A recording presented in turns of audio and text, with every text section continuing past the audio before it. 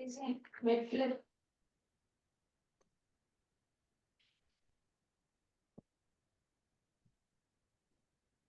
my screen visible when you say?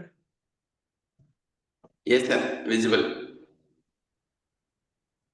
All right. Yeah, good morning, everybody.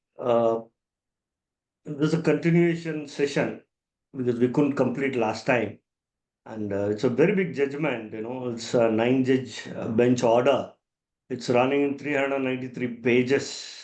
So obviously these, things to discuss, it takes time. And the group that we have is a little different one, all professionals, it's a erudite group. So that's why I'm going a little slow and we go into the details.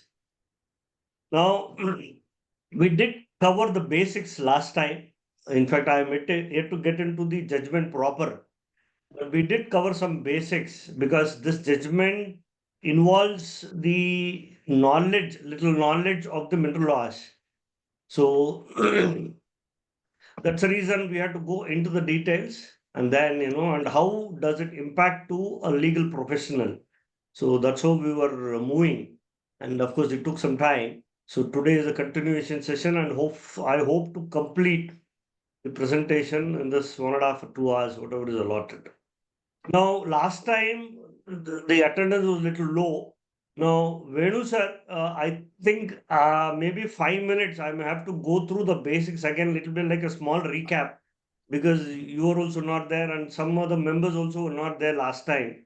So, Yes, sir. 5 minutes, I'll do a little recap so that we are all on the same page and then we continue thereafter. Good. Now, basically, this judgment is connected to the mining laws, basically the mineral legislation. So we had something called as the MMRD Act, Mines and Minerals Regulation and Development Act 1948. It was implemented before the Constitution came into effect. This was implemented from September 1948, and then subsequently after the Constitution, after the seventh schedule, all the list 1, list 2, list 3 and all, then they repealed 1948 Act, they brought in 1957 Act. This was with effect from June 1958.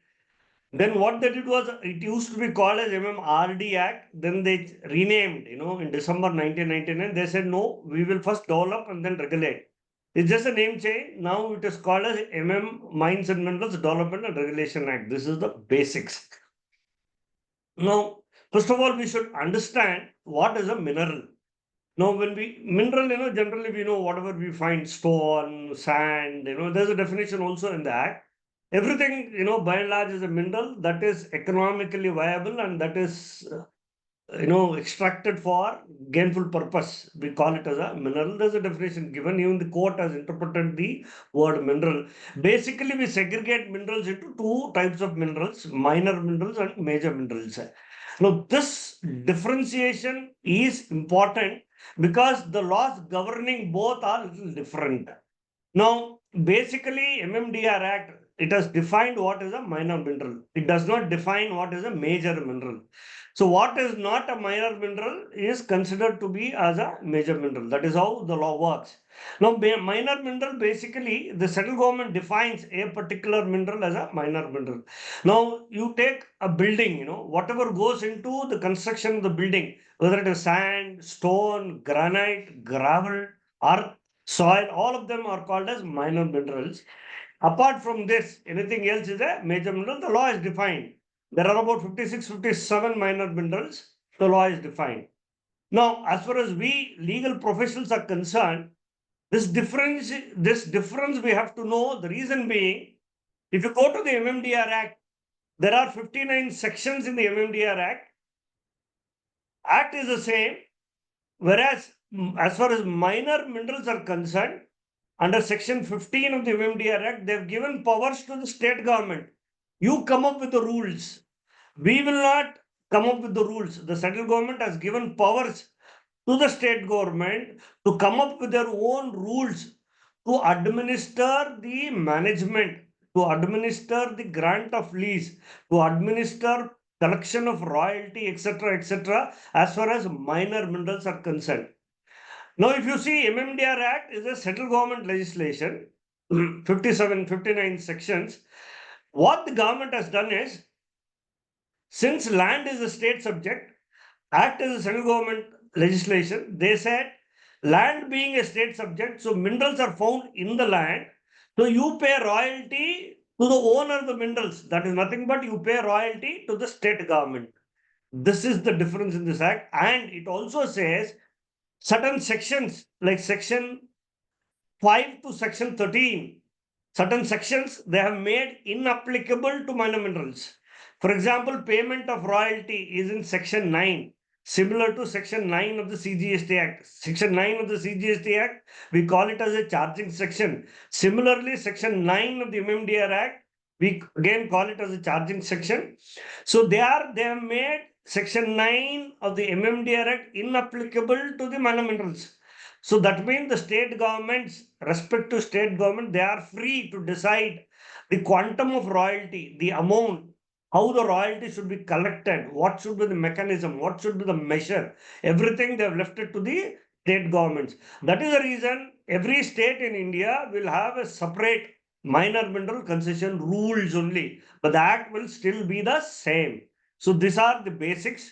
Now, what are the mineral levies? Before I get into the judgment proper, let us understand the mineral levies. Only then we can appreciate this judgment. Now, if you see on the screen, I have put up the various levies for both major minerals and minor minerals. Now, minor minerals, the levies can little bit change from state to state. As far as minor minerals are concerned, I have put up what is applicable in Karnataka. Whereas major minerals, it is pan-India, it is applicable across the country. These are the different levies. Initially, till about January 2015, we just had royalty and deterrent, number 1 and number 2.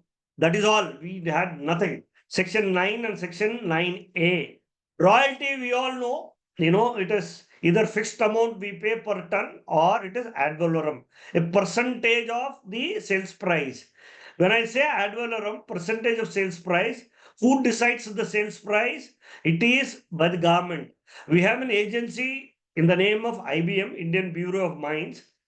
They come up with the sales price month after month. Month after month, they come up with the sales price. So I pay a percentage of it.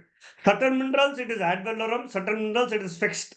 For example, limestone. Why limestone? That is the raw material to manufacture cement. So limestone is fixed. Say 90 rupees or 80 rupees per ton I pay, depending on the quantum of production. Iron ore, for example, they say 15% of the sales price. Now let us say 3,000 rupees is a price, selling price per ton as declared by IBM. So I pay 15% of 3,000. That is how it has to be looked into. Now, why the government is fixing the sales price? Because of distrust with the miners. Because mining industry is known for massive illegal operations across the country, not only Karnataka. So that is the reason the government does not trust the value declared by the miners. So that is the reason they come up with sales price month after month. So that means the sales price I use towards payment of royalty will be different from the sales price I use for payment of GST. So that is a little change.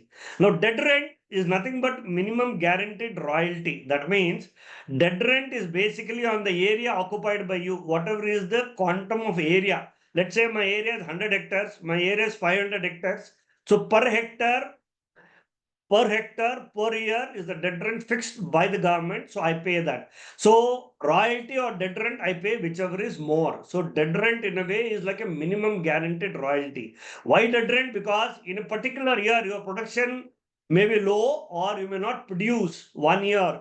In fact, under the MMDR Act, there is an option not to do any production for a period of 2 years. Because initially when you take up a mine, you have to do a lot of development works. You may not get mineral on day one. It takes time.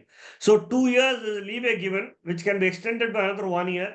So for this 2 + 1, 3-year period, you will not be paying any royalty. You will pay royalty only if you excavate and take the minerals out of the lease area. Otherwise, you don't pay the royalty. In such a situation, the government says you pay me the deterrent. Now, another small concession they have given to the leaseholders is year 1, no deterrent. So that means deterrent will start only from year 2 onwards. I paid royalty or deterrent, whichever is more. Now, if you see section 9B, 9C, number 2, number 3, and number 4, contribution to DMF, contribution to NMET, and then auction premium. These three were introduced in January 2015. Prior to that, we never had DMF. Now, what is DMF? District Mineral Foundation. What the government has done, each district, wherever mining operations are being conducted, each district will have a non-profit organization in the name of the respective district. They have created a trust.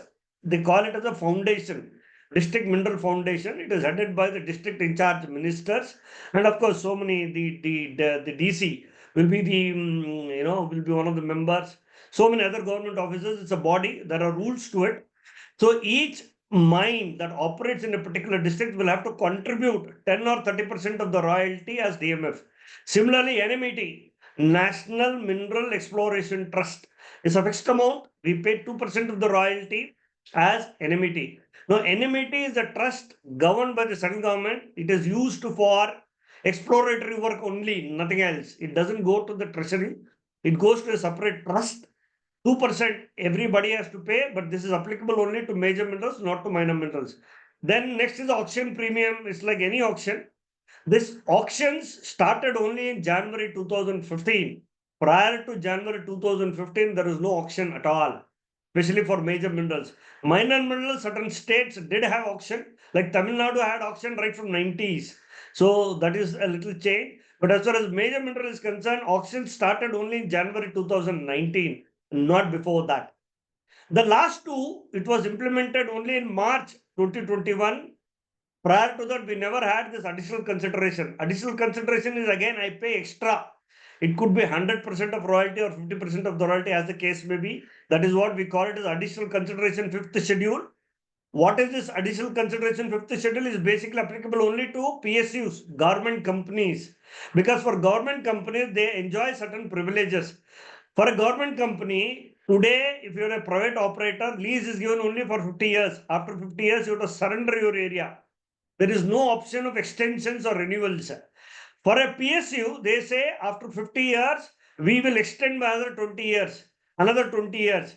Now the government says, if I'm extending you by another 20 years, you have to pay me extra amount. That is the additional consideration. That could be, depending on the mineral, 50 or 100% of the royalty.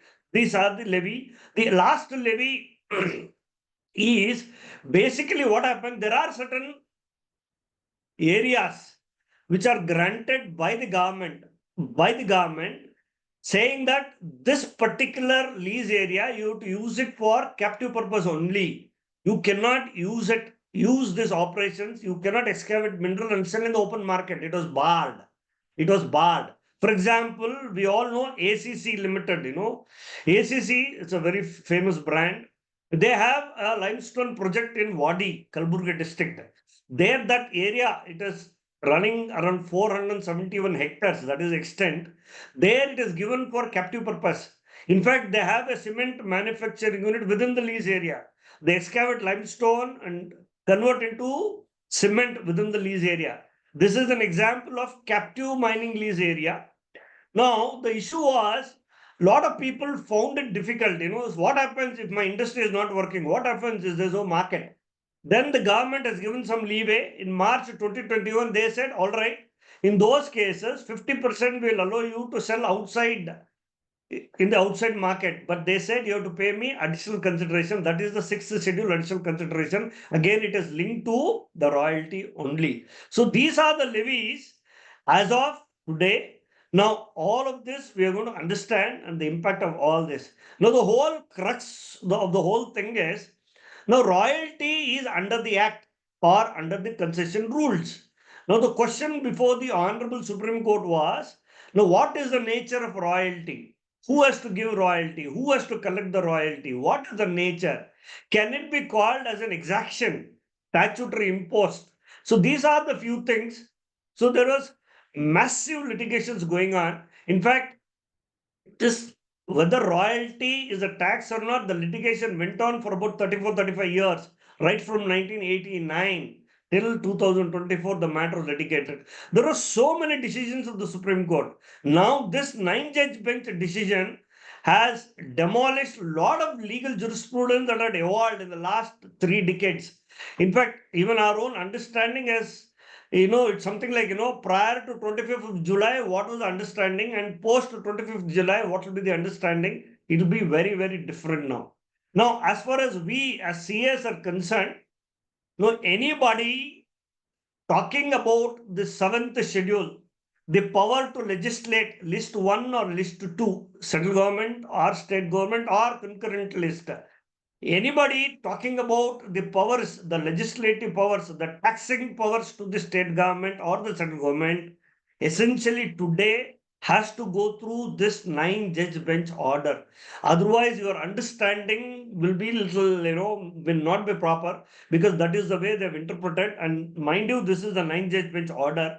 So, of course, today this is the law of the land. So, this is the basics. Now, this is the judgment summary. Now, the judgment 9 judge bench, it was decided on 25th of July 2024, and subsequently, whether this ruling will be prospective or retrospective, that was again decided on 14th of August 2024. In fact, on the date 25th of July, when the judgment was pronounced, when the 9 judge bench order was pronounced in the court hall, the senior advocates, very, very senior advocates, they posed the question to the honorable court, sir, this judgment, whether this will be prospective or retrospective. Then the honorable court took some time. They again conducted a hearing on 31st of July, and on 14th of August, they gave a ruling that this will be applicable from a retrospective date. What will be the date? How it will be implemented? All that we're going to discuss. Now, in this judgment, there are about 80 parties. There are 80 parties, and this 9 judge bench, it was ruled, in the ratio of 8:1. Only one dissenting judge.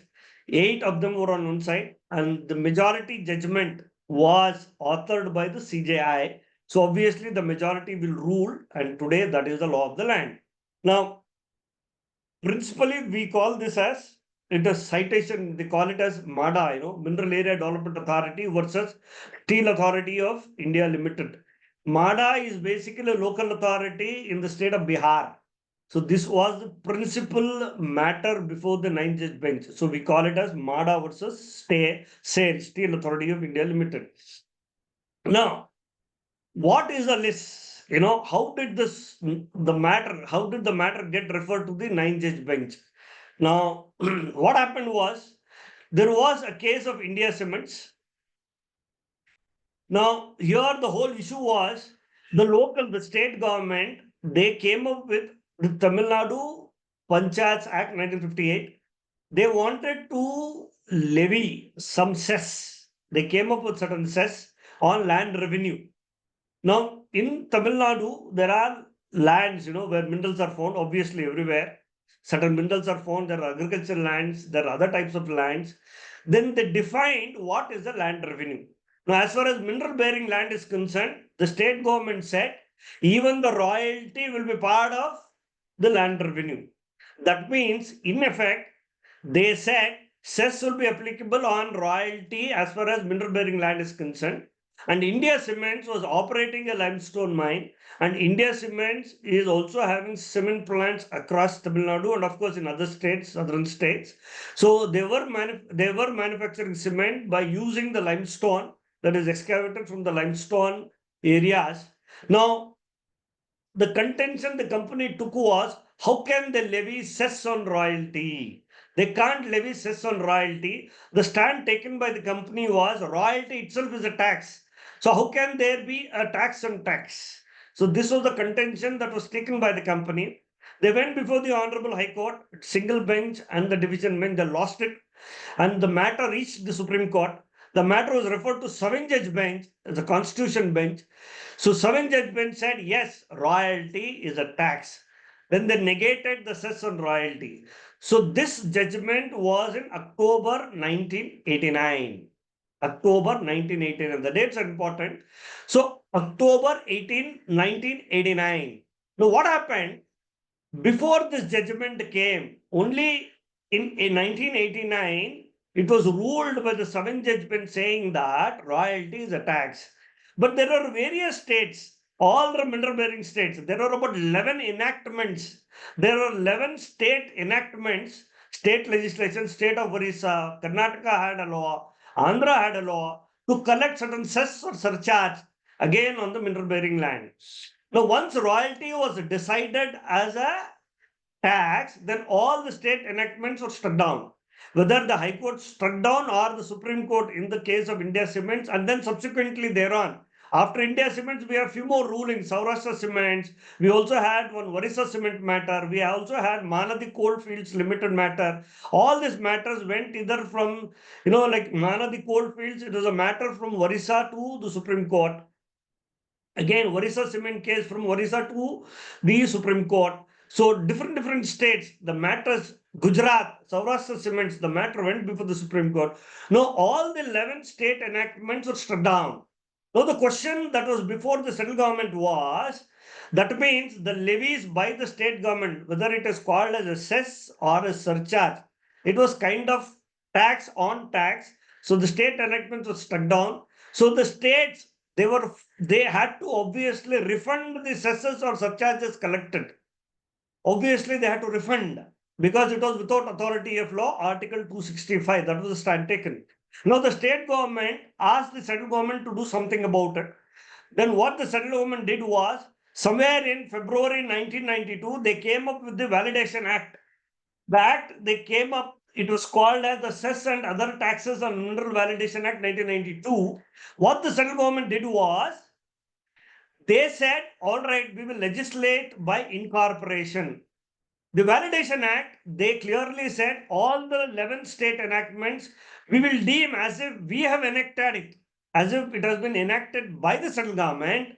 And they clearly said any taxes collected by the state government, it will be deemed as if collected with authority of law by virtue of the Validation Act, and no refunds will be granted by any of the state governments to any of the person who has paid the cess or surcharge under those 11 enactments.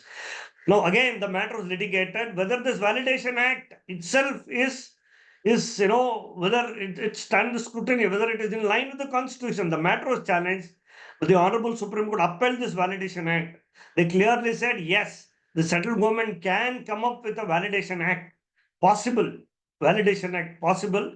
So nothing doing. So they upheld the validity. And because of this reason, all these cesses or surcharges collected by various states, 7-8 states, they didn't have to refund to anybody. So this was the whole matter. Now, in the process, when things were like this, then we had one matter from West Bengal. Now, the state was West Bengal. They wanted to levy cess somewhere in 1992. They wanted to levy cess on the quantity of mineral produced in state of West Bengal. Like some cess, they said, per ton of mineral excavated, you have to pay something. Again, the matter was litigated. The Honorable Calcutta High Court struck it down. They relied on the 9-judge bench, India Cement matter. They said, no, sorry, you cannot. The matter reached the Supreme Court. It was referred to a 5-judge bench. Actually, here the issue was whether, because there is a little difference between India Cements and this West Bengal matter. West Bengal matter, the leading case was Kesoram Industries. In the Kesoram matter, the matter was cess on quantity of mineral, whereas in India Cements, it was cess on royalty. That was the difference. The challenge before the Supreme Court was whether cess can be on a measure which is different from the measure adopted in India Cements. Whether royalty is a tax or not was never a matter before the Supreme Court in the Kesoram matter. But somehow, the Kesoram judgment, it was referred to a 5-judge bench. There, they found a certain typography. Well, analyzing the India Cement matter, since it was a 5-judge bench, they could not have directly said, because they have to follow the judicial discipline, they could not have said 7-judge bench is wrong. They said, para 34 of the India Cements case, they said there is a typographical error there. Ideally, the court in India Cement, the Supreme Court intended cess and royalty to be a tax. But it was typed as royalty is a tax. So that was the typographical error. And the 5-judge bench in the case of a matter upheld the levy. They said the state can levy cess on the quantity of mineral. Basically, there it was on coal. They upheld the levy. So that means we have two decisions now. One decision in India Cement saying royalty is a tax. Now, in Kesoram, indirectly they said royalty is not a tax. So there are two different judgments. So obviously the matter was referred to a 9-judge bench. So this is the whole basics. So I thought, I'll take some time to cover. Now I am getting into the subject proper. Now we have seen the genesis. Now this is the whole genesis. Now India Cements versus Kesoram, 7-judge versus 9-judge versus 5-judge bench. So now the matter is before the 9-judge bench order. Now, what was the list? What is the main contention? Now, there is an interpretation issue as far as certain entries in list 1 and list 2 are concerned. They looked into entry 54 of list 1. Here it clearly says regulation of mines and mineral development to the extent to which such a regulation and development under the control of union is declared by parliament by law to be expedient in public interest. Now, if you go to list 2, entry 23 also talks about regulation of mines and mineral development, but it says subject to provisions of list 1. Now, to the extent the central government has usurped powers under entry 54, state cannot do the same by using powers under entry 23 of list 2. Not possible. Now, MMDR Act, it is not a direct entry in list 1. Now, to promulgate MMDR Act, the central government used section 54 and the declaration, if you see, it should be declared, by the parliament by law. This declaration, you find it in section 2 of the MMDR Act. It clearly said, we are taking the powers under entry 54 to the extent as mentioned in the MMDR Act. So that is how we have MMDR Act 1957. Now, entry 23 definitely is subordinate to entry 54. Something that the union government has not covered in the MMDR Act, the state governments can cover, if at all any. But as on today, MMDR Act is the only act, the standing act, as far as minerals are concerned. Any mineral, whether it is coal or non-coal, whether it is major or minor, MMDR Act continues to hold the field.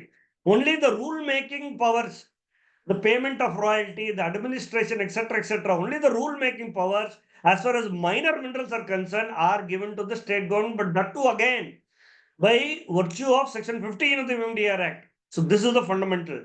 Now, they also looked into, for the first time, the 9-judge bench looked into entry 50 of list 2. Now, entry 50 talks about taxes on mineral rights subject to any limitation imposed by parliament by law. Now, taxes on mineral rights you find only in list 2.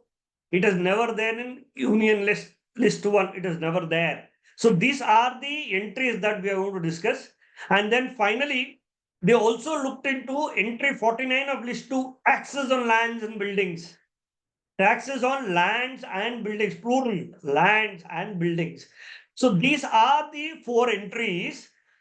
The whole judgment, the whole 393 pages talks about how to interpret 54, 23, 50, and then 49. In addendum, they also looked into the residuary category. List 1, entry 97, residuary category. Now, whether the union will have powers under 97 as far as MMDR Act is concerned. So, these are the interpretation matters before the Honorable Supreme Court. And obviously, this is emanating from the Constitution. It's a very critical matter. So, the Honorable Court has gone into the details. So, we'll understand one by one. Now, the very first thing is, if you go to entry 50, it says taxes on mineral rights subject to any limitation imposed by parliament by law. Imposed by parliament by law is nothing but union government, union government, the parliament through the union government. If you see, entry 50 is a very unique entry. This entry 50, the wordings that you find in entry 50, you will not find in any other entries. List 2 you take or list 3 you take. It is not there at all. It's a very unique. This is the only entry in the 3 list, especially entry 50 of list 2, which has been made subject to limitations imposed by the parliament. No other entries you will find such a kind of restrictions imposed, even though it is a matter enumerated to state list, but the parliament can impose certain restrictions. What are those? We will go into the details now.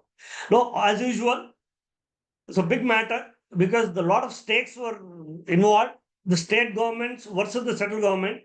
In fact, for a change, the whole list was a matter before the state, was a matter between the state government on one side, whether it is state of Orissa, state of Andhra, state of Bihar, wherever mineral bearing areas, state of West Bengal, all the state governments represented by all the big names, all the senior advocates on one side, and the central government and the private parties together. For a change, the central government and the private parties were together. They were on the respondent side. For a change, it is never like that. It's always government versus the private parties. But here, for a change, it is between the state government and central government and the private parties. Now, central government and the private parties are respondents in this matter. Now, what are the arguments by the petitioners? They said royalty is a consideration. They clearly said royalty cannot be construed as a tax. The petitioners argued. Now, Section 9, even though it is compulsory to be paid, but it is in lieu of grant of rights under the mining list, so it cannot be considered as a tax. Now, can it be a statutory imposed under Article 366(28), Clause 28? They said no. The petitioner said no, it can't be an impost or an exaction or a tax. No, not possible. They also said state governments, apart from royalty, they can go under entry 49 list 2. They have powers to tax lands and buildings. They have powers. See, in India, land is always a state subject. Entry 18 of list 2, land is always a state subject. Land, the central government has got no powers as far as land is concerned. Land or land revenue or land related matters. The central will never have any powers. The states argued that yes, they can impose by virtue of entry 49 of list 2, apart from royalty. The expression lands, they say it includes all the lands, agriculture, non-agriculture, mineral bearing or non-mineral bearing, whatever. It includes all the lands. They also said minerals, it continues to remain part of the land only, and definitely they said value of minerals, whether it is royalty or no royalty, or even the sale value can be considered as a measure possible. They said entry 23 and 24. Under entry 23, suppose something that is not legislated under entry 54 of list 1, the state can legislate. That is a power the states have got. Entry 54 and then 23 of list 2, they are general entries. They are general entries, so they do not get any taxing power. What is the general entry? What are the taxing entries? We will look into it. Now, the other argument they put forth was the parliament cannot assume powers, to tax mineral rights because it is under entry 54. Now, only the state can, because you go to entry 50 of list 2, it clearly says taxes on mineral rights. So that means only the state governments can levy taxes, if at all, taxes to be levied on land. Definitely on the mineral rights and definitely not the central government. The MMDR Act does not expressly limit the legislative competence of the state legislature. Royalty cannot serve as a limitation. It can't be a limitation on entry 50 because entry 50 clearly says taxes on mineral rights subject to limitations imposed by parliament by law. They said royalty cannot serve as a limitation. So these are certain other arguments they make. Now let's look at the arguments made by the respondents. Now, respondents, mind you, it was all represented by big lawyers. In fact, the Advocate General was representing the respondent, the Solicitor General. We had big names like Mr. Hari Salve, Mr. Arvind Datar, Dr. Abhishek Manu Singhvi, all the big names, they were representing the respondents, and let me tell you, all of them lost. All of them lost. It is finally the state governments that won the matter. The judgment goes in favor of the state governments now. Now, what are the arguments put forth by the respondents? Now, the respondent says royalty and deterrent, they are imposed. They fit under Article 366, Clause 28. So it should be construed as a tax only. They say by virtue of Section 2, the union has taken complete control of the whole regulation of mines and development. So by default, even the levies are included. Even the levies are included. You can't say taxes cannot be levied by the central government. No. MMDR Act already covers, including the levies. They say any levy relating to mineral development in relation to mineral rights will serve as a limitation on the taxing powers under entry 50 of list 2. That means MMDR Act, whatever levies, we have seen host of levies, that itself you should construe it as a tax. So you can't allow the states to come up with a separate tax on mineral rights under entry 50. Not possible. Then they said entry 50 of list 2 is sui generis. Now, this is a new term I learned when I read through this judgment. What is sui generis? Sui generis is basically it's a separate class. It's a very unique entry. It's a class of its own. They say entry 50 is a class of its own because this is the only legislative entry wherein the parliament by general law can limit its taxing powers. Then finally, our Mr. Arvind Athar, he said, taxes on minerals, it is akin to excess duty. Entry 54 of list 1. Of course, they are speaking about this entry 84. You know, entry 84 and entry 54 of list 2, it has been amended after GST now. September 2016, there's an amendment, 101st Constitution Amendment. They were referring to the pre-amendment era. They said it is akin to excess duty. So how can you leave it to the states? Not possible.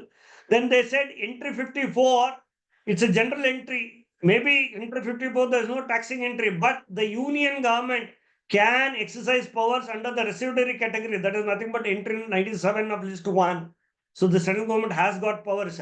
All the levies you constitute as a tax. Entry 54, there is no power in list 1. The arguments made by the respondents' lawyers was you go to entry 97, there the powers are given. Then they said land is always a state subject. So obviously, even under the MMDR Act, even though the levies can be construed as a statutory impose, it is still given to the state government only because land is always a state matter. So how does it matter whether it is a tax or not a tax? So these are certain arguments put forth by the respondents. For lack of time, I'll just move ahead. Now, the Supreme Court looked into the source of legislation. We all know it is Article 245 read with Article 246. That is where you get the source of legislative powers either to the parliament or to the state legislature. Now, it's a very detailed judgment. They looked into the origin. They looked into a lot of interpretation matters. In fact, they have overruled certain Supreme Court judgments. They have also relied on certain Supreme Court judgments, and there are hundreds of judgments that they have relied on. Not only tax matters, they have relied on income tax, central excise matters, luxury tax, gift tax matters. They have also relied on non-tax matters also. So everything they have looked into it, and then finally this is the judgment they have given. Now, the very first judgment they looked into was way back in 1962. Now, here, this is a case of Calcutta Gas Company. This is basically on the legislative powers. If somebody were to read list 1 and list 2, they clearly said the entries are legislative heads. They are not the source of legislative powers. By looking at the entries, you don't draw powers. For to draw powers, you have to look into Article 245 or Article 246, read with 7th schedule. Here, the litigation was, again, this is a matter in West Bengal, matter traveled from the Honorable Calcutta High Court to the Supreme Court. Here, the issue was, those in the late 50s and early 60s, the thrust was moving towards public sector undertakings, or the government were taking control of certain companies. Now, in the state of West Bengal, the state government wanted to control the supplies of gas. Now, this Calcutta Gas Company Proprietary Limited, it was having management control of one gas company, Orient Gas Limited, and they were controlling the supply and distribution of gas in the state of West Bengal. The state government said, you get lost, we want to take control of it. The issue was between entries 24 and 25. The company argued entry 24 talks about general industries, whereas entry 25 list 2 talks about gases. there is a specific entry. If you go to entry, sorry.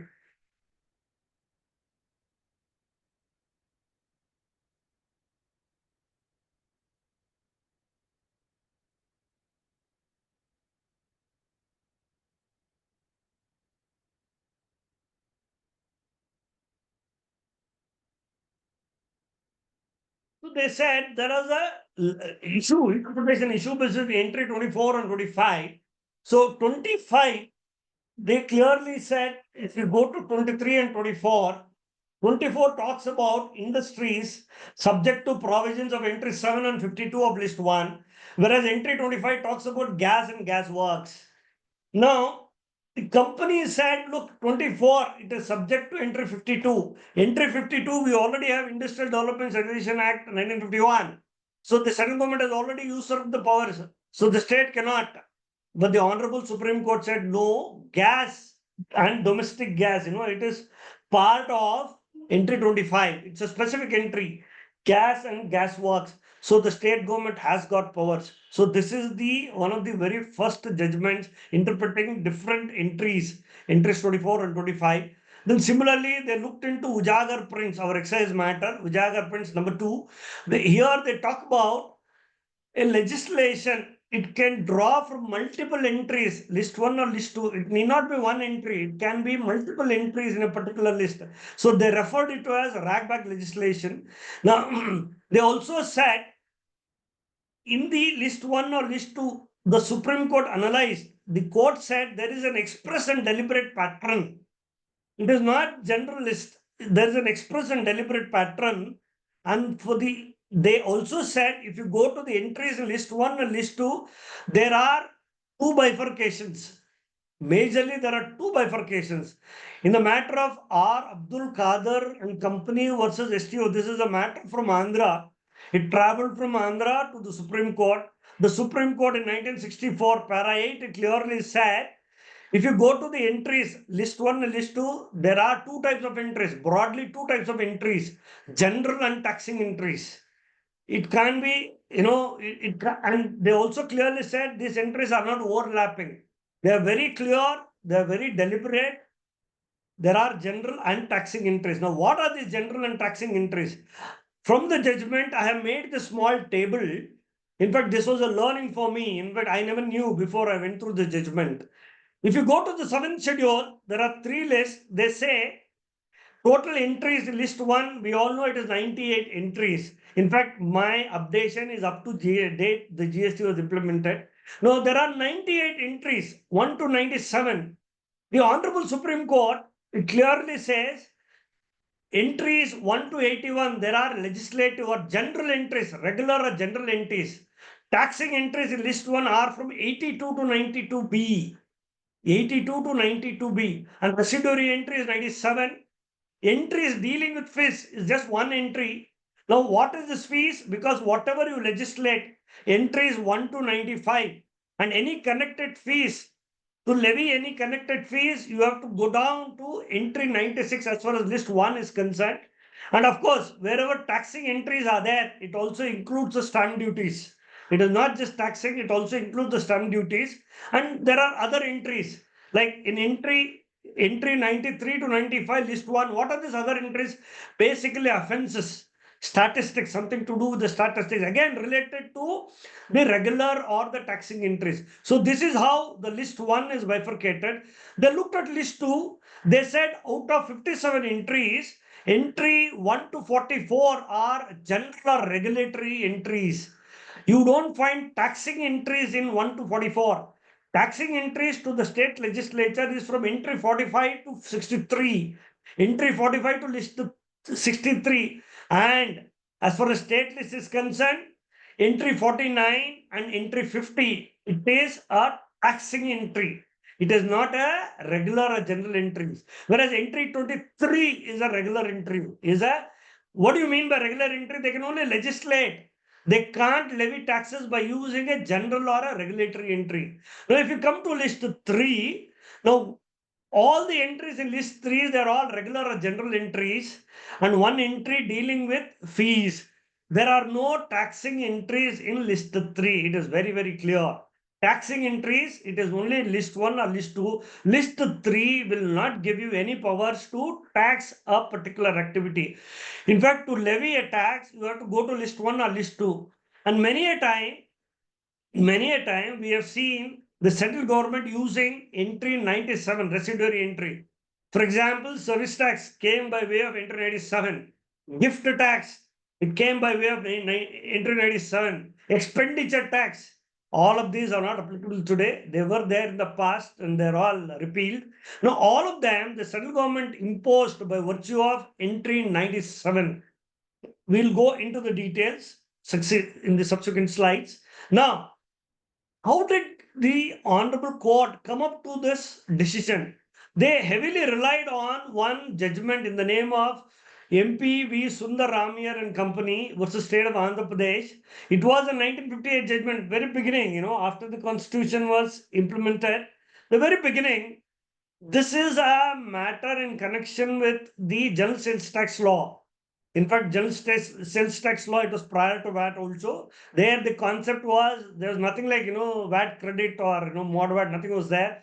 Every point of exchange, they were taxing it. So there was an issue before the Honorable Supreme Court whether different states can tax it or not. They upheld the levy. But in this judgment, they looked into the entries. They looked into the entries and they only came up with this concept of regular legislative entries versus the taxing entries. Then they came up with illustrations. In fact, they have given illustration for list 1 and list 2. They said, look, the Honorable Court said, illustration 1, there are 3 illustrations as far as list 1 is concerned. They said, look at entry 22, list 1, it talks about railways. Whereas entry 89 talks about terminal taxes on goods or passengers carried by railway, sea or air, etc. If entry 22 is to be construed as involving taxes to be imposed, then entry 92 would be superfluous, would be redundant. If entry 22 covers taxes also, then entry 89 was not required. They said the framers of constitution have deliberately followed a certain pattern. So even you have to interpret accordingly. They also gave another illustration. They said entry 41 talks about trade and commerce with foreign countries, whereas entry 83 talks about customs duties, export duties. If entry 41 covers duties, then there is no need for entry 83. So entry 83 is a taxing entry, whereas entry 41 is a regular or a legislative entry. Then they also looked at entries 43 and 44 related to incorporation, regulation, winding up, etc. Whereas entry 85 provides separately for corporation tax. The Honorable Court said, look, they are very different. So you can't mix both. You can't mix both. Regulatory entries are different from taxing entries. You can't mix both. So one entry will not give you powers to the other concept. No, you cannot do it. Similarly, they looked at list 2. They said entry 18 of list 2 is land, whereas entry 45, which is a taxing entry, here talks about land revenue. So if entry 18 includes land revenue, then there is no need to have entry 45 in list 2. Similarly, they said entry 23 talks about regulation of mines and mineral development subject to provisions of list 1, as declared by parliament by law. We have seen entry 54. So entry 23 is no doubt subordinate to entry 54 of list 1. But entry 50 is a taxing entry, taxes on mineral rights. It is found only in list 2. So entry 23 and entry 50, they are two different. So that means any law coming up with regulation of mines and mineral development cannot have any taxes involved in it. So MMDR Act cannot say I'm going to levy tax. Not possible. That is how they've arrived at. And they also clearly said there are two distinct matters. Taxation is regarded as a distinct matter and is separately set out. Of course, they also refer to one Jindal Stainless Steel Limited versus State of Haryana. I think this was also a 9-judge bench order. It was a constitution bench order. Now, they clearly said, para 39, if taxing power is enumerated within a particular legislative list, then it is automatically excluded from the purview of subject matters of the other list. That means if an entry is found in list 2, it is very clear it is not found in list 1. There can't be any overlapping. Not possible because this is the constitution. So they said if an entry is found in one list, then it is very clear it is not found in the other list. So that is how you have to interpret. So these are certain basics they laid, and they clearly said in Godfrey Phillips India Limited was the state of Italy way back in 2005. They clearly said you have to try to harmonize the entries. A construction of taxation entry which may lead to overlapping must be avoided, must be eschewed. They are very, very clear. We have to try to harmonize. So one negating the other cannot be adopted. They clearly said it has to be harmonized. Another beautiful decision, the conclusion they looked into, in para 40, they said the rule that the word should receive their ordinary, natural, and grammatical meaning applicable to general statutes should also apply to entries contained in the seventh schedule. This was an income tax case, Navin Chandra Mafatlal, way back in 1954. The ordinary interpretation, the ordinary general English meaning, what is applicable to a statute, the same interpretation should be adopted even to when you look into entries in the seventh schedule. That is how they have come up with. They also clearly said any invasion by parliament in the field assigned to the state and vice versa. The honorable court said it is a breach of constitution. We will not allow. We will not allow. That is how they were heading. Now, by now, you can clearly understand where the judgment is heading now. I have not discussed about the conclusions. We are slowly, I'm putting the base. So slowly we can make out where we are heading to now. The entries in the seventh schedule that said it gives restrictions or limitations can be imposed on this. They also said in case if the framers of constitution wanted to limit a particular entry, they said look at certain entries. They said declared by law, by or under the law. You go to entries 23, 27 and 67. There, if at all, it has to be subjected to certain things. They said if it has some restrictions to be imposed, they said you go to entries 23, 27, 67. They said declared by or under the law. That means it is a delegate to the legislation. Declared by parliament by law. Entry 24, 52, 53, 54. There are certain entries. Again, in list 1. Now, entry 54 is what we are discussing now. Entry 54 is all minerals other than oil fields. Entry 53 is oil fields. Entry 52 is Industrial Development and Regulation Act 1951. Certain industries, the central government has taken powers. Generally, industries are enumerated in list 2, but under entry 52, certain industries, the central government has taken powers. That is how we have this Industrial Development and Regulation Act 1951. What are those industries? Basically, tea industries and, so many other automobiles, aircraft industries. They're all controlled by the central government legislation by virtue of entry 52. There is only one entry wherein the framers of constitution wanted to restrict or impose limitations by the parliament. That is entry 50 of list 2, which is what we are discussing now. They also refer to one very famous, it's a landmark judgment. They clearly said the state government powers cannot be withheld. It's our own matter. The matter traveled from the state of Karnataka to the Honorable Supreme Court. It was a 9-judge bench order. It's a famous case. One gentleman, of course, he is no more, Mr. S.R. Bommai. He was the ex-chief minister of the state of Karnataka. He was a chief minister from Janata Dal. It was for a very brief period, I think from August 1988 to April 1989. For a very brief period, I think 7-8 months, he was the chief minister. But his government was overturned. By virtue of Article 356, President's rule was imposed. Now, the matter obviously was litigated. In fact, this is a landmark case. Today, any matter dealing with this ruling parties, or this, majority ruling, the powers of the speaker, everywhere they refer to this S.R. Bommai's case. It's a landmark judgment. Here, his chief ministership was removed. The central government imposed president rules under Article 356. Now, president rule is imposed if there is a constitutional breakdown in a state.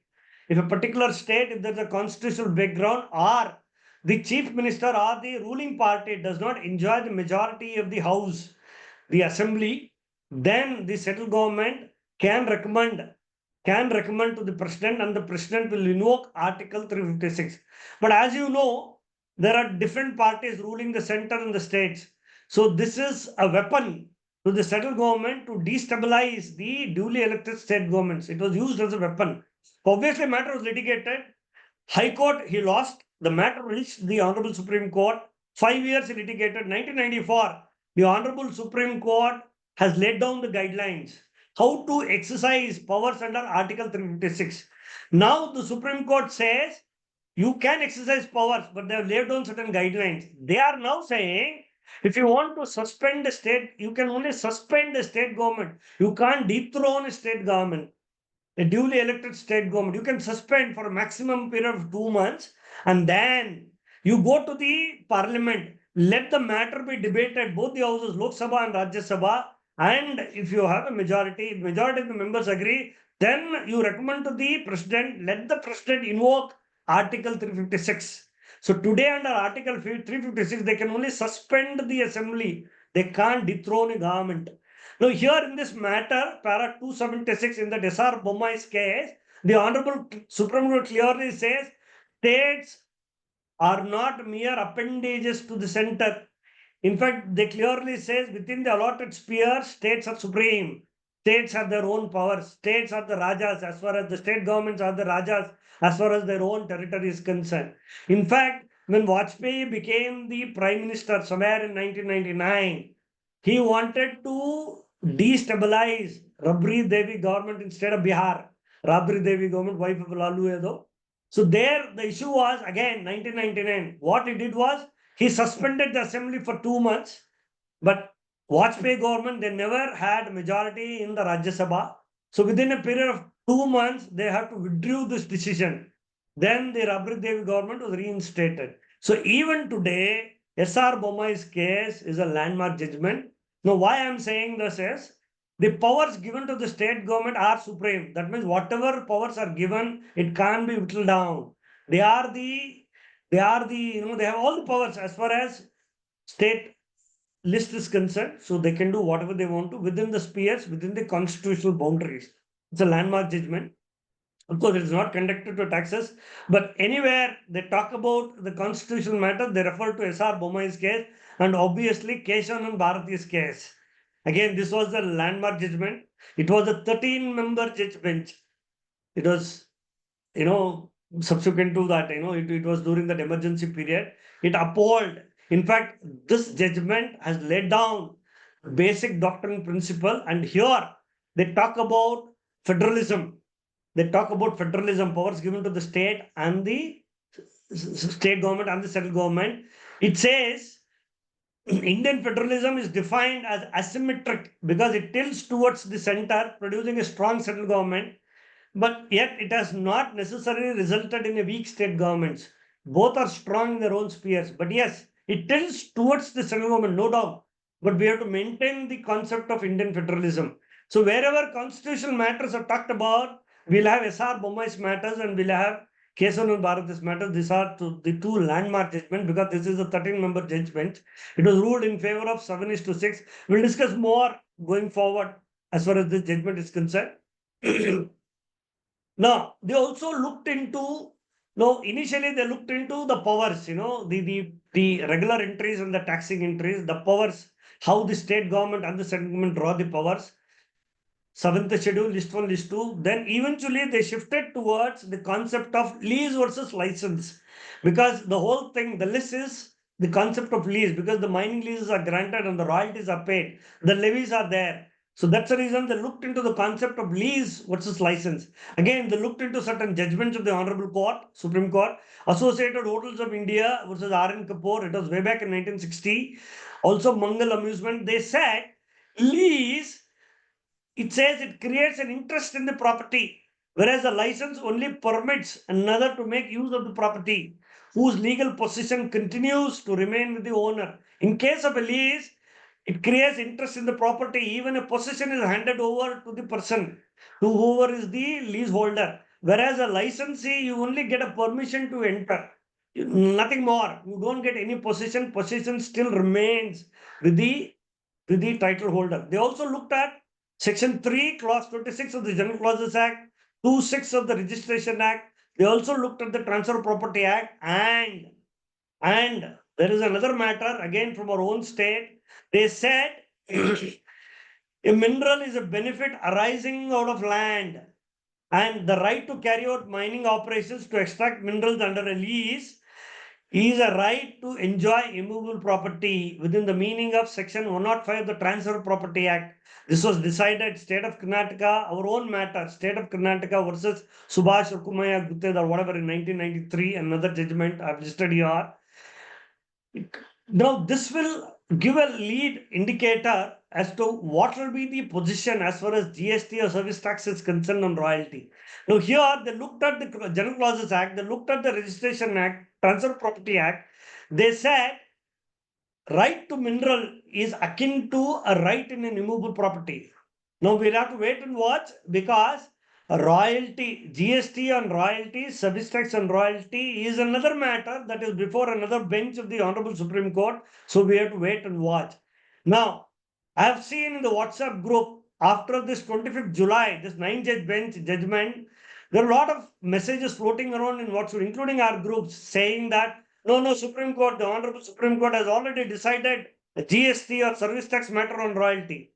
I'm sorry to say no, nothing of that sort has happened. But yes, this 9-judge bench has given a lot of clarity. They have clearly deciphered the term royalty. What is a royalty?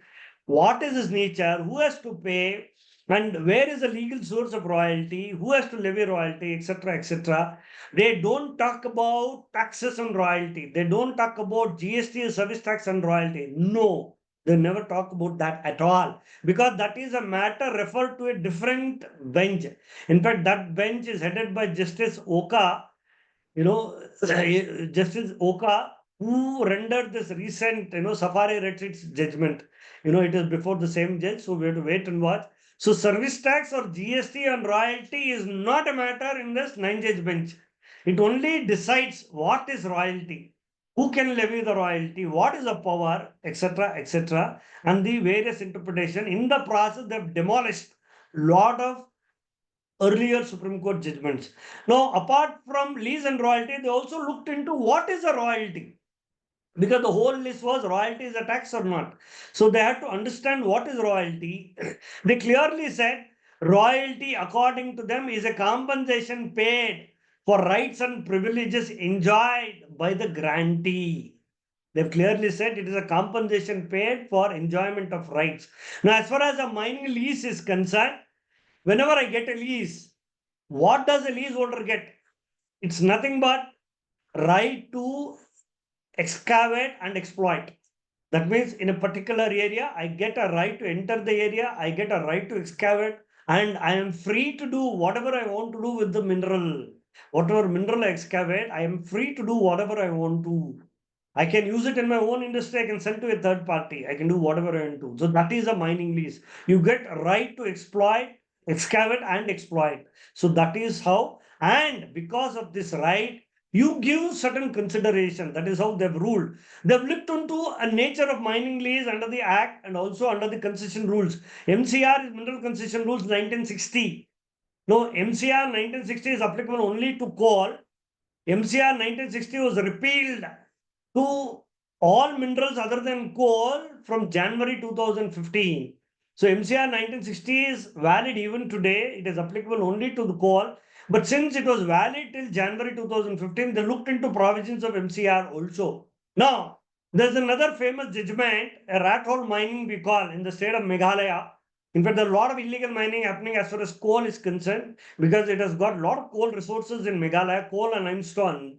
They've got very high grade coal in Meghalaya. Obviously, where the grade is good, so there'll be a lot of illegal mining. So this was a judgment delivered in 2019. The Honorable Court looked into the provisions of the rules. Then they identified, if you go to the rules, there are three broad categories of granting a lease. One category they said, where the mineral belongs to the state government. This is category one. That means the surface rights belongs to the state, even the minerals belong to the state. Number two, they said, where the rights belong to a private party. The mineral rights may belong to a private party.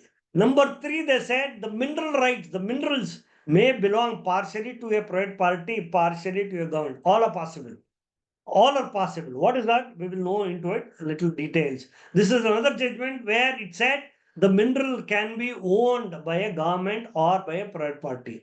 We'll look into the details little further. Now, they also analyze the characteristics of tax, whether royalty can be considered as a tax.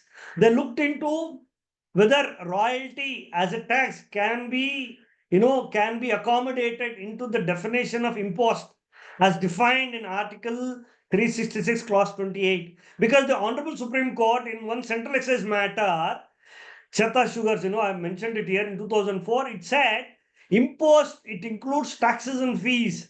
It was observed that an impost can be either a tax or fee realizable by the authority of law. What is authority of law? It was decided in Indian Banks Association case way back in 2004 by the Honorable Supreme Court. They all said fee. Okay, if royalty is not as tax, but if royalty were to be considered as a fee, then can it be imposed? Then they refer to this judgment, and they also looked into an income tax, a famous case, McDowell's case, Commissioner of Income Tax versus McDowell. Now, this was a 43B matter. If some of the members are aware, it was decided in 2009 by the Honorable Supreme Court.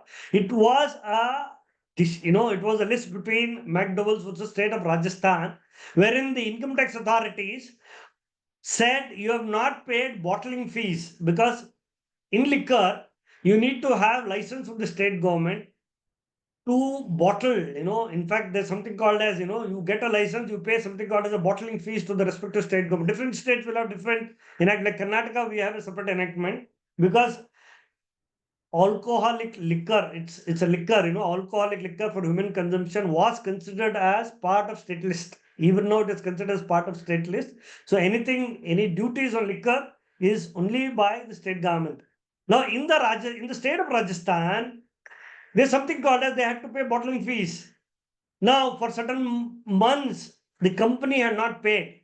So obviously, the income tax authorities, they said you have not paid. So we will invoke 43B, the famous 43B section. They said, no, sorry, you have not paid. We will not give you the benefit. Accrual benefit will not give you, not paid. The matter is litigated. Then eventually, whether this bottling fees can be considered as an impost, because only if it is a tax, then it fits into 43B. If it is not a tax, it can't fit into 43B. That was the argument of the company. Then the company won. Then the Honorable Supreme Court said, in this case, it's a bottling fees. It is not like a tax or any impost. So these are a few differing judgments they looked into. And finally, they also looked into certain High Court matters. In Saurashtra Cement, the Honorable Gujarat High Court said, Section 9, royalty. They clearly said it is not a tax. Similarly, they looked into one Orissa matter. All these were overruled because of India Cements. But they still looked into these two, High Court judgments, and they said royalty is not a tax because the Honorable High Courts have decided, Gujarat High Court and the Honorable Orissa High Court. They also looked into one Punjab and Haryana High Court matter. I've listed it here. Dr. Shanti Swarup Sharma, State of Bengal. Here, under the Punjab, minor mineral concession, Punjab and Haryana minor mineral concession rules, they were levying royalty. Now, the matter was litigated in 1969. It reached the Supreme Court.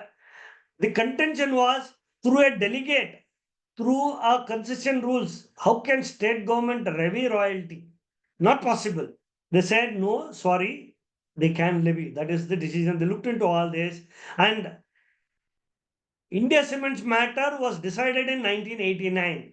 Then eventually a lot of time has flown. Again, slowly, I think it was a 3-judge bench order in the Quarry Owners Association of the State of Bihar, Honorable Supreme Court. Then the slowly Supreme Court also reconciled to the fact in 2000 saying that royalty does not constitute usual tax as commonly understood, but includes a return for consideration for parting with the property. Then slowly, they are moving away from considering royalty to be a tax as slowly saying royalty is not a tax, royalty is a consideration. It started in 2000, it went into Kesaram matter, 2004, January 2004, Kesaram clearly said there was a typographical error, it said royalty is not a tax, and now even the Supreme Court says royalty is not a tax. So this is one of the conclusions, the major conclusion. After all the discussions, they looked at everything. They looked at everything, they looked at various judgments, and they finally, now the Honorable Supreme Court says royalty is not a tax. This is the conclusion. Now they defined, and finally in para 126, they gave the differences between royalty and the tax. They said royalty, there are three differences I've listed here. You can take a look little later. I'm moving on. They clearly said royalty is not a tax, and the Honorable Supreme Court clearly said we were overruling India Cements. Seven-judge bench of India Cements order is overruled to this extent. They said India Cements holding royalty is a tax is incorrect. Para 130, they clearly said it is incorrect. So now the fundamental they have laid down is the clear conclusion that is laid down by the nine-judge bench order is royalty is not a tax. Then what will happen to service tax or GST and royalty? Now, we will park it for some time. We will take it towards the end of the discussion, hopefully today, or maybe if it spills over the next discussion, we'll see. But of course, that matter is again before the Honorable Supreme Court. We have to wait. But what are the pointers? Now, the Honorable Supreme Court has clearly said royalty is not a tax. That means they have laid to rest. Because India Cements was a seven-judge bench order, Kesoram was a five-judge bench order.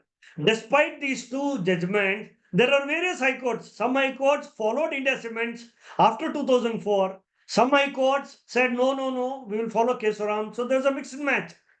Now, I told you, after India Cements, 11 state enactments were taken away. Now, after Kesoram matter, there were again different states came up with different enactments relying on Kesoram, and they started levying cess. Like, for example, West Bengal, they were levying cess from 1992. They have continued to levy cess. In fact, that cess is levied even today. They never paid any cess. Whereas, if you go to India Cements, in fact, I would say India Cements gained, it never paid any cess, even though it was imposed from 1961 by virtue of Tamil Nadu Panchayats Act, wherein there was cess on royalty. The moment that levy was there, he went to the High Court, he got a stay, and that stay continued till 1989, till the law was struck down. That means India Cements never paid even a single rupee as cess. So it was like that. So India Cements got the benefit of litigation. He never paid any cess. Whereas in certain Kesoram and all, they certain entities in West Bengal they were paying cess. So there are differing cases continuing. Like for example, Orissa, they came up with three enactments. One enactment in 1962, something called as the cess. Again, another enactment in 1992. Both were struck down. They came up with another enactment in 2004 post Kesoram, and that continued. And that continued even today. So, like that, there were different things going on. So now the High Court, the Honorable Supreme Court says royalty is not a tax, it's a mere consideration between a lessor and a lessee. Between a lessor and a lessee. Now, lessor can be a government entity or a government, lessor can be a private entity also. It need not always be a government or a government entity. We will look into it a little later. All that we'll look into it. So now one conclusion is very thoroughly reached is royalty is not a tax, it's a consideration. That is concluded. Now they looked at interrelationship between various entries. They looked at interrelationship between entry 23 list 2 and 54 of list 1. We have already discussed enough on this. Entry 23 is a subordinate entry. It is subordinate to entry 54. To the extent the central government has already legislated, the state cannot legislate because entry 23 is subordinate. That is another conclusion that has been, thoroughly concluded. It is one interrelationship. Then they looked at an interrelationship between entry 50 of list 2 and entry 54 of list 1. See, again, entry 50 of list 2 is a taxing entry, whereas entry 54 of list 1 is not a taxing entry. This is a clarity we have got now. Again, they have relied on 1958 judgment of Sundar Ramaiah. That judgment holds the field even today.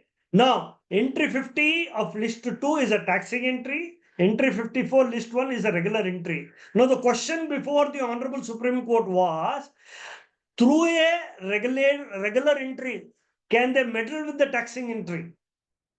through a regular entry, the parliament can they meddle with the taxing entry? Question 1. Question 2. By way of regular entry, which is not a taxing entry, can they impose tax? Can the union, can the parliament impose tax? The Honorable Court said, no, you cannot. You cannot. They said, entry 54, the lawyers, respondent lawyers, the senior lawyers, they argued, if not entry 54, no doubt, we agree it's a regular, it's a legislative entry. But the union can usurp powers under entry 97, which is a residuary entry. So entry 54 should be read along with entry 97. They can levy taxes. The Honorable Court said, no, sorry, you cannot. If at all taxes have to be levied on mineral rights, it has to be only the state government because it is enumerated in list 2. Nothing more, nothing less.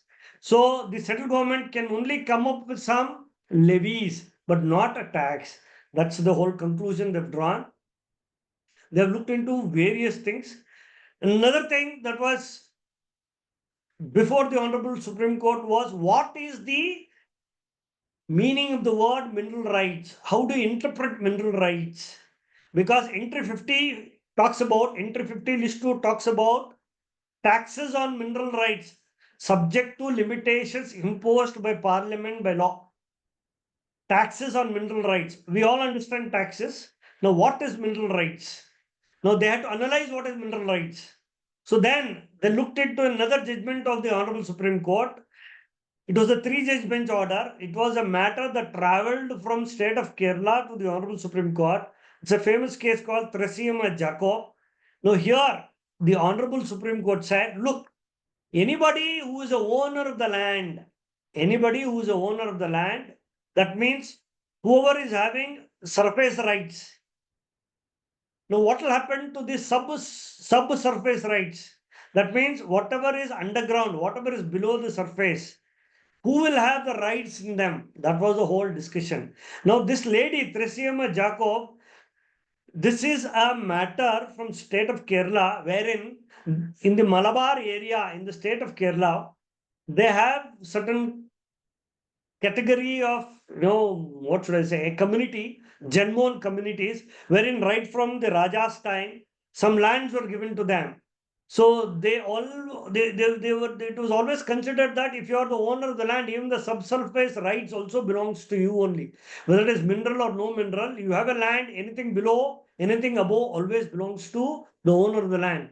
That was the whole thing. Now, this lady was operating a mining lease there. The contention this lady raised was, when I am the owner of the land, when the minerals found underground also belongs to me, then why I should pay the royalty? Why I should pay any consideration to the state government? This was the whole contention before the authorities in state of Kerala. It went to High Court of Kerala. She lost it. Then the matter came before the Supreme Court. The Supreme Court said, if you are a surface owner, then even the subsurface rights belongs to you only. That means whoever is the owner of the land, even the minerals lying underneath also belongs to you. That was the judgment rendered by the Honorable Supreme Court. But now, the Honorable Supreme Court in 2013, it said, it was a 3-judge bench, they said, whether to pay royalty or not, we will not decide. Anyway, the matter is already before the 9-judge bench. Let them decide whether royalty to whom you have to pay, whether you have to pay at all or not, or if you have to pay, you have to pay to whom. This matter we are not going to decide. It is already before the 9-judge bench. That is the MADA judgment that we are going to discuss. Now it is very strange. It is very strange. I am the owner of the land. Technically speaking, vertically above and vertically below should belong to me only. Like in Bangalore and all, we have basements culture, basement 1, basement 2, all underground parkings and all. We go 50 feet below, we go 100 feet below, depending on the number of basement parkings and all you have. So that means you can go vertically below and vertically above. But the question came, what if there are minerals? Then who is the owner of the minerals? In this judgment, the Honorable Supreme Court said, if you are the owner of the land, then even the mineral belongs to you. Unless the state government, by process of law, takes away takes away your right to minerals. Unless a state government, by process of law, takes away your right to minerals, you will be the owner of the mineral. Now, where can state government exercise this power? Entry 18, because land matters always belong to the state government. Central government has got no power. Central government has not power. Then a lot of people said the MMDR Act gives us the right, surface rights. The Honorable Court, Supreme Court said no, sorry, MMDR Act does not confer any surface rights to anybody, whether a private party or a state government. Surface rights, it's always a prerogative of the state government. So it is left to the state government. If at all, by process of law, if they take away your rights, if they take away your rights to minerals, then that person, whether it is state government or a private party, can be deemed to be a owner of the minerals. Now, because of lack of time, I think only one last definition I want to look into is they also looked at Blacklaw's definition. In the Blacklaw's dictionary, it says mineral right is an interest in minerals in land with or without ownership of the surface of the land. They said mineral right means an interest in minerals in land with or without ownership of surface of the land. That means they are now bringing in a concept. Even Black's Law dictionary says there can be, if it's a land, there can be two owners to that land. Surface rights may belong to a private party. The mineral rights may belong to another person. It could belong to a state government, possible. It belongs to, that is a mineral right. This is another distinction this judgment gave. Now, for lack of time, I will straight away take you to the certain state enactments wherein they are saying the minerals always belong to the state government. Now, every state government,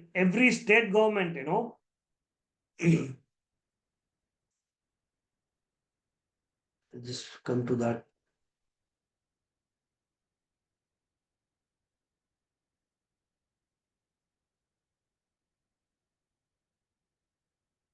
Okay.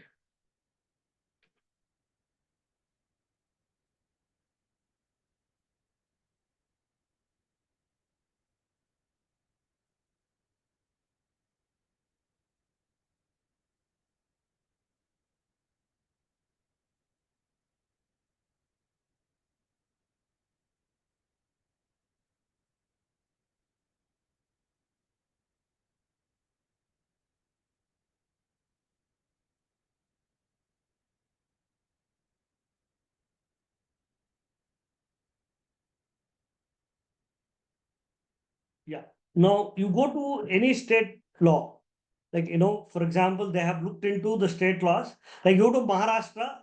In fact, under the Maharashtra Land Revenue Code 1966, they clearly said if you are the owner of the land and if there is mineral underneath, then the mineral belongs to the state government. Similarly, in Uttar Pradesh, they have a law. In Haryana, they have an act.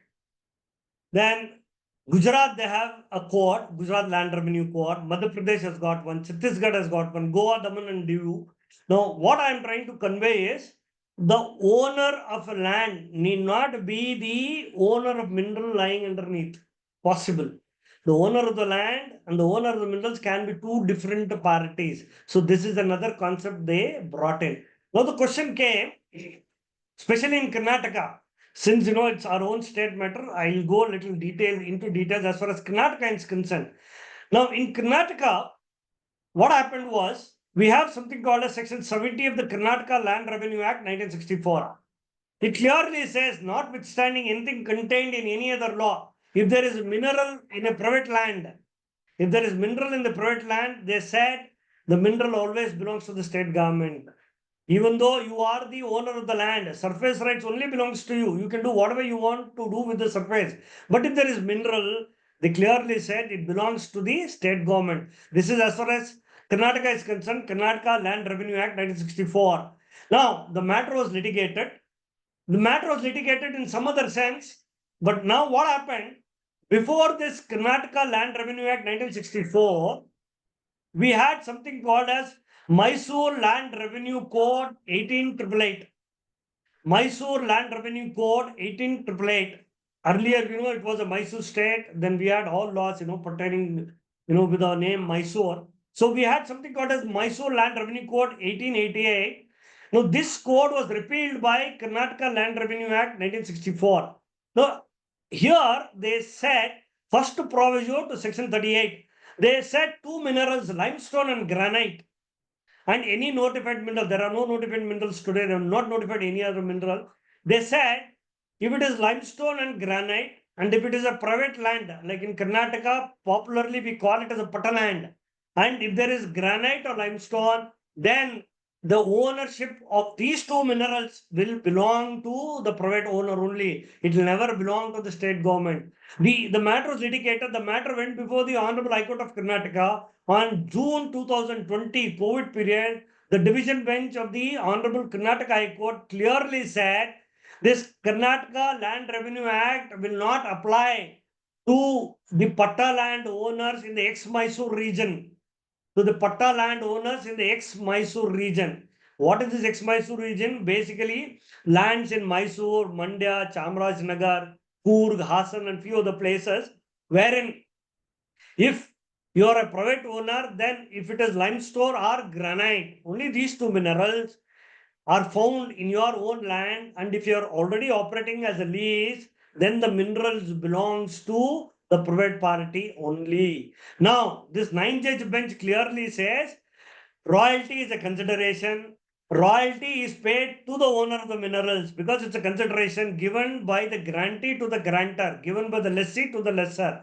Now, by virtue of this, by virtue of the state enactments, if state is the owner of the mineral, you pay royalty to the state. If a private party is the owner of the mineral, you pay royalty to the private party. Now, in cases, especially in Karnataka, till the government amends going forward, in Karnataka, by virtue of these two judgments, division bench of the Honorable High Court of Karnataka and the 9-judge bench of the Honorable Supreme Court, we can take a stand. If it is a granite mineral or a limestone mineral in the ex-Mysore region, I need not, if I'm operating the area, I need not pay any royalty to the government. It is a matter that is decided. So this is another conclusion they brought in.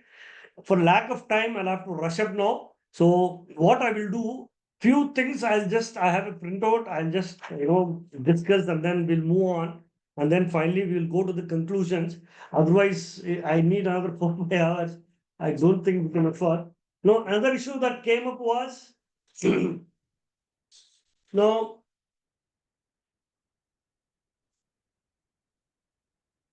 the respondents also spoke about entry 93. The respondents also spoke about entry 97. List 1, entry 97. 54, you have to read with entry 97, residual powers, they can. But the Honorable Supreme Court repelled that also. They said, no, sorry, because entry 50, taxes on mineral rights, is a specific entry in list 2. So the central government cannot go to entry 97. There are various judgments they have referred to, and they clearly said the union cannot rely on entry 97. That means you can't go under the residuary category to usurp powers. You cannot, so you cannot levy any taxes on the mineral rights. It is barred. Only the state government can do. The respondents also said, can it be considered as an exception to the Sundararamayar principle? That means a regular entry and a taxing entry. Regular entry in entry 54 of list 1, taxing entry in entry 50 of list 2. Now, entry 50 of list 2 is subject to the limitations imposed by Parliament by law. Imposed by Parliament by law. This can be traced to entry 54 of list 1. Now, can it not be considered as an exception to the Sundararamayar principle? The Honorable Supreme Court, no. They said no. I'm sorry. It can't be considered as an exception to the Sundararamayar principle. Only the states can, if at all, if at all there has to be a tax on a mineral right, it is only the state government. The central government cannot levy any tax. Then the question came, then what are these royalties? What is this dead rent? What is this other levies, additional consideration? What are these, DMF, NMET, all these things? Then what are all these? The court said this is like a consideration. These are like other levies. These are like fees. It's only between the lessor and the lessees. But it is coming by way of a law. Yes, it is coming by way of a law because we need to have certain economic stability. That is the reason we have been specifying what should be the quantum of royalty, what should be the quantum of deterrent, etc., etc. So, but these levies, you can't construe it as taxes. Sorry, because taxes only by by entry 50 of list 2. So we cannot consider these levies as taxes. Now, they also spoke about there is one proviso to section 9, subsection 3 of the MMDR Act. That proviso says any enhancement of royalty can be done only once in 3 years. Any enhancement of royalty can be done only once in 3 years and not more. For example, if the government has enhanced, let us say they have enhanced in 2015, that means next 3 years, 15, 16, 17, and 18, they cannot enhance. Only after this 3 year window period, they can enhance the royalty. That means for next 3 years, they cannot enhance. 15, 16, 17, they cannot enhance at all. Now, the lawyers argued, no, don't you think this is like curtailment of rights to the state government? Don't you think this is like we have the entry 54 proviso to section 9 subsection 3? Don't you think this has imposed certain limitations on the taxing powers of the states? The honorable court said no, sorry, that is only limitations on the on the central government. It is a limitation on the central government so that they can't periodically enhance royalty every 6 months or every year. They cannot enhance the royalty to that extent. They wanted to have economic stability, they wanted to support the industry, otherwise there'll be a chaos. So that limitation applies only to the union government, not to the state government. So you can't construe it as limitations on the taxing powers of the state government. So there is no limitation. In fact, the Honorable Supreme Court also went to the extent of analyzing all the provisions of the MMDR Act and also cross-checking with entry 50 of list 2 whether, if at all, is there any limitations imposed under the MMDR Act on entry 50 list 2. The Honorable Supreme Court clearly said no. As on today, there are no limitations imposed by MMDR Act on the taxing powers under entry 50 of list 2. That is another conclusion they have arrived at. Then the respondent advocates also spoke about constitutional silences or abeyances. All right, the union government has not done anything as far as taxes are concerned. But don't you think by there is an implied assumption, there is an implied authority given to the union government in the entry 54, read with entry 97 of list 1. They spoke about constitutional silences or abeyances. This is a new concept I learned here only. They also refer to Kesavanand Bharati's matter. Here in Kesavanand Bharati's matter, wherein they said this, basic structure of constitution. In fact, this is a landmark judgment because of Kesavanand Bharati's part 3 of the constitution can never be amended. Otherwise, we all know constitution, 2/3 majority, the union government can amend the constitution. In fact, till this judgment, it was held that parliament is supreme, parliament can amend anything and everything in the constitution. Anything and everything. Till this judgment, it was held that Parliament was supreme. In fact, there is a tussle whether Parliament was supreme or Supreme Court was supreme. Then eventually this judgment put to rest. Now this judgment, the Supreme Court, in the ratio of 7:6, we were very thin line. 7:6, they clearly said you can amend anything and everything, but you can't amend part 3 and part 4 of the constitution. That means the fundamental rights and the directive principles you can't amend. The basic structure of the constitution you cannot amend.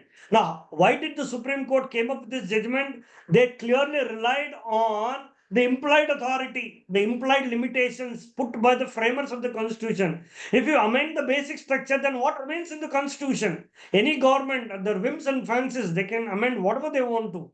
Anything and everything they can do. So because of this case on the matter, even today, the law is the parliament can never touch the basic structure. The constitution will survive. We have survived for 75 years now, probably another 75 years we are going to survive. And that is the importance. So that is the importance given to the case of the Bharati matter. They also refer to another matter in the case of Kalpana Mehta versus Union of India in 2018. They said that the Supreme Court, the job of Supreme Court is to discover constitutional silences or abeyances. the lawyers argued by virtue of entry 54, by virtue of MMDR Act, you have to presume that there is already a limitation imposed on the taxing powers on mineral rights to the state.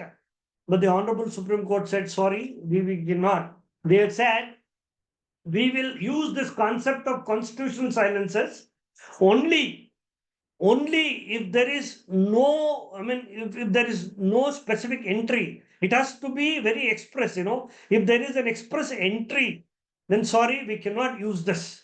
They referred to another judgment, Vishaka versus State of Rajasthan, and then another judgment, Anup Barnwal. They clearly said the principle of constitutional silences has been used to step in where constitution is silent or where there is legislative vacuum. Only then we will adopt this principle of constitutional silences. Otherwise, sorry, we cannot. So this is another thing they have, agreed and they have concluded. Another thing they said, whether the parliament can come up with limitations, can they impose any limitations on the powers, on the taxing powers on mineral rights in entry 50 of the state government? Can the limitation be construed as a prohibition also? Can they prohibit also? The Honorable Supreme Court in para 244 said yes, they can. If they want to, they can. No, you must be wondering how. Now, if you go to CGST Act, there is a cap. Under CGST Act, the maximum rate of tax is 20%. There's a capping. That means today, if they want to go beyond 20% CGST and 20% SGST, then essentially you have to amend the act. Without amendment, you cannot. So the capping is 20%. Now, there is no similar capping in the MMDR Act to restrict the taxes on mineral rights in Inter 50 of List 2. As of now, no. But yes, going forward, if the union wants to, they can cap. They can restrict also. That possibility is there. That is what the Supreme Court has ruled. Another thing they looked at was entry 49. The last discussion is entry 49 of list 2. Now, entry 49 talks about taxes on lands and minerals. Now, the question came, look, for state government, there is entry 23, there is entry 50, there is also entry 18, there is also entry 50. But as far as minerals, for union, it is only entry 54. It is only entry 54. The Honorable Supreme Court said, look, the state has got wide powers. They can take shelter under entry 18. They can go under entry 23, but of course, entry 23 is subject to entry 54. Entry 50, yes, that is given to the state. Entry 49 also they can invoke. In fact, the India Cements matter, the Honorable Madras High Court clearly said, cess on royalty, the state governments can levy by virtue of entry 49. Because 49 says taxes on lands and buildings, and lands includes mineral bearing land also. You can't exclude. Land means it's land. See, it says taxes on lands. Lands is plural. It includes any and every sort of land. They can levy. So that means now you can't say this is a mineral bearing land. It can't come under land. You take me only under entry 23 or entry 54 or entry 50. No.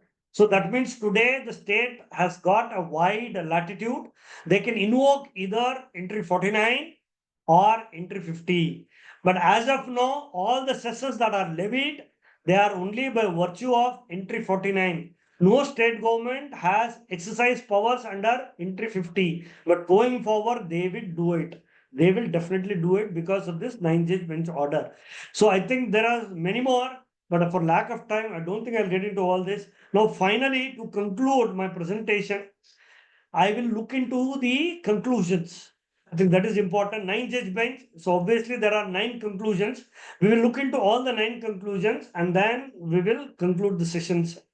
It's already 9:41. Another 5-10 minutes I will close. GST or service tax on royalty we'll look into probably in another session. Now, what are the conclusions? 9-judge bench. So 9 conclusions. Conclusion number 1, first of all, they said royalty is not a tax. They said it's the exact wording. I have not removed even a comma or a full stop. Exact conclusion. I put it on the screen here. They said royalty is a contractual consideration paid by the mining lessee to the lessor for enjoyment of mineral rights. The liability to pay royalty arises out of contractual consideration of a mining lease. The payments made to the government cannot be deemed to be a tax merely because the statute provides for recovery as arrears. They also said entry 50 is not an exception to Sundaramaya. So obviously it is independent. Only the state have got the powers and the parliament cannot use the residuary power. That is entry 97. Entry 50 of list 2 envisages that parliament can impose any limitations, including provisions that is allowed. And they said expression any limitations under entry 50, it includes even a prohibition. In fact, going forward, they can say, the parliament can say under entry 50, they can never invoke that limitation also. They can bring in that powers have been given. Now, fifth conclusion is the state legislatures have legislative competence under Article 246 read with entry 49. So that means the state can go under 49 or 50 possible. So if entry 50 they restrict, the state will go under entry 49. So the states have been given ample powers now, so they can do anything and everything. Now slowly, we are moving into pre-GST era. Now today in GST, it's a common law across the country. I don't have to refer to the state legislation, state GST laws. It's uniform by virtue of, through the introduction of GST Council. Now I'll tell you what will happen because of this 9 judge bench order. Every state will come up. Some states already have cesses going on. Now slowly state after state will come up with new cesses or new surcharges. They will go under 49 or they will go under entry 50 also, but they are skeptical. Entry 50, the central government can limit their power, but entry 49, they cannot limit the powers. So then what will happen? There will not be only royalty or the other levies under the MMDR Act. We'll also have to look into the local state enactments. Different states will have different levies. That means we are going back to the pre-GST levy as pre-GST era as far as mineral levies is concerned. Apart from the MMDR Act, whatever the levies I pay, I also have to look into each different state enactments. Whether Orissa has got what enactment, they may have cess, they may have surcharge. Bihar may have, no, Karnataka is contemplating after this judgment. Shortly, we are going to have something on the minerals as far as Karnataka is concerned. So this is how it's going to work now. But the Honorable Supreme Court said, look, we are here to safeguard the Constitution. We have to uphold the spirit of the Constitution. We can't give a goodbye, go by to the concept, the framers, whatever the framers of the Constitution wanted the Constitution to be, we have to implement. So in spirit and in letter. So that is how we are deciding like this. Another advantage, in fact, recently, I would say to the disadvantage of the central government. Recently we have this, decision on intoxicating liquor. It was an interpretation of, entry 8 of list 2 of the 7th schedule. Recent judgment, again, that was a 9 judge bench. Again, the central government lost. Again, the benefit was given to the state government. It is closed on this, mineral laws. Again, recently, I think first week of October, there's another 9 judge bench order saying that intoxicating liquor includes industrial alcohol also. All along, the state government, the central government thought intoxicating liquor means alcoholic liquor for human consumption. That is the reason every state has got one excise law controlling alcoholic liquor for human consumption alone. There was a controversy. What will happen to industrial alcohol? There was a controversy. The central government said, we have taken over that by virtue of entry 52. We have taken over that.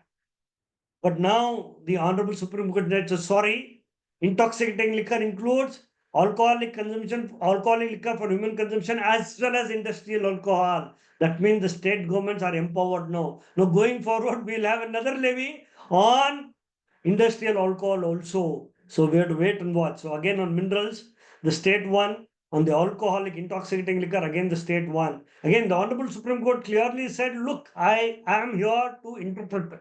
And this is the scheme of law. This is the scheme of entries in list 1 and list 2. So that is how it has to be understood. The sixth conclusion was the yield of mineral bearing land in terms of quantity of mineral produced can be used as a measure to tax under entry 49 list 2. There is another litigation before the Honorable Supreme Court was the measurement, the valuation for entry 59, whether minerals, the quantity, the quantum of minerals excavated from a particular land, can it be considered for valuation, for the purpose of measurement, can it be considered? That was another litigation. They referred to two judgments, again from West Bengal. Finally, they concluded in Goodrick case. Goodrick case, I think we'll be referring in some of the tax laws also, that yes, they can, because under the Tea Act, they can. Because Goodrick case, they said the state of West Bengal wanted to levy cess on the production of tea leaves from a land, production of tea leaves from a land. So this levy was challenged, but the Honorable Supreme Court upheld. And also on tea, there is also excess duty. Earlier, we had excess duty on tea. That also was upheld. That means for a particular matter, for a particular land, tea producing land, they had cess by virtue of entry 49 of list 2. They also had excise duty, under by virtue of entry 84 of list 1. Now, the question before the Honorable Court was whether two levies can survive under a same enactment. Possible. Possible. Even in, I'll tell you, we had this Expenditure Tax Act. Expenditure Tax Act.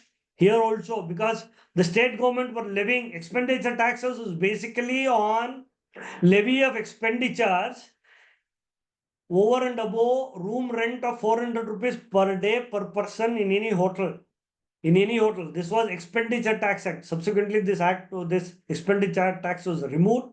I think this was Federation of, I think, hotel and whatever. In that case, the Honorable Supreme Court said, look, this is one enactment, Expenditure Tax Act. The central government was levying. By virtue of, again, entry 97, they said, but the states also were levying luxury taxes. Luxury taxes. So there were two levies on the same measurement. Honorable Supreme Court said, yes, they can. It's possible. For some point of time, we had expenditure tax, we also had luxury tax. So, like that, So that means now the states have been given a wide latitude. They can go under entry 49 or 50 also, as the case may be. And they also clearly said entry 49 and 50, they deal with distinct subject matters and operate in different fields. Mineral value or mineral produce can be used as a measure to impose tax on lands under entry 49 of list 2.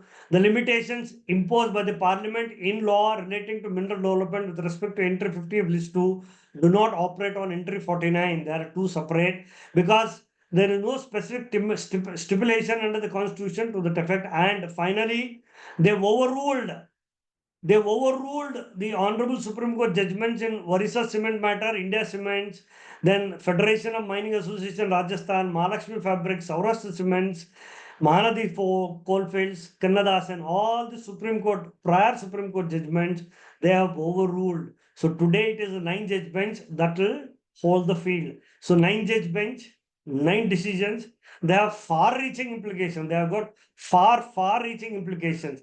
Now, the first implications we have already seen as, I'll tell you after this judgment, this is on the screen. 7th of October 2024, Jharkhand has already passed a new cess act.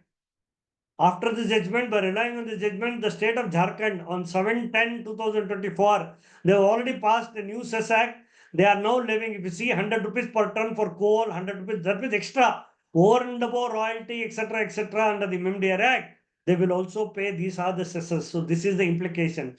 Now the question came before the Honorable Supreme Court soon after the judgment, whether the judgment will be operative, prospective, or retrospective. The conclusion was, the Honorable Supreme Court said it will operate from a retrospective date.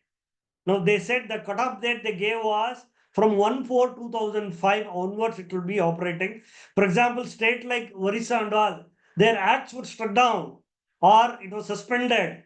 So now they will recalculate. But they clearly said, we will allow you to levy and collect from 1/4/2005 and not before. But they said you will collect whatever is the quantum from 1/4/2005 till date, that will be collected in 12 installments starting from 1st of April 2026. Few lakh crores, I'm telling you, across the country. Of course, in Karnataka, it was not there, but other states like Orissa, even Andhra, because there was suspension, all the cess acts were either knocked away or they were kept in suspension, or it was kept pending, or it was all squashed.